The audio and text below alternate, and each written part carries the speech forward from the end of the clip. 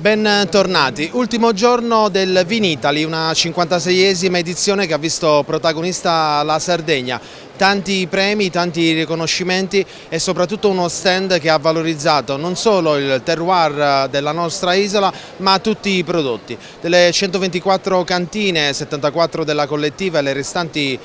fuori stand, tutti soddisfatti non solo per i riconoscimenti ma per l'afflusso del pubblico, dei 1200 buyer internazionali che si sono distribuiti in tutta la fiera, ma soprattutto i 65 paesi esteri che hanno avuto la possibilità di conoscere l'isola, la Sardegna, questo DNA patrimonio vitivinicolo che non solo sardo ma che è diventato internazionale. Il claim di questo stand è stato "Noi siamo sardi", ha ottenuto il consenso di tutti gli operatori e anche del pubblico. Noi in queste giornate vi abbiamo documentato con Antonio Carta tutto quello che è stato l'evolversi di un Vinitaly che si presta a rimanere nel ricordo come un'esclusiva anche di Tele Sardegna, ma soprattutto dei sardi che continuano a credere nel prodotto, nel brand. I numeri sono confortevoli, li possiamo trovare sui siti ufficiali del Vinitaly,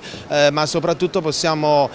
e vi abbiamo dimostrato come il brand Sardegna sta incominciando a farsi conoscere a livello internazionale. Per il momento è tutto qui da Verona, siamo pronti a tornare a Cagliari con Antonio Carta per documentarvi nei prossimi giorni con degli speciali per Tele Sardegna tutto quello che è avvenuto in questa fiera, in questo stand che ha visto protagonisti i vini sardi.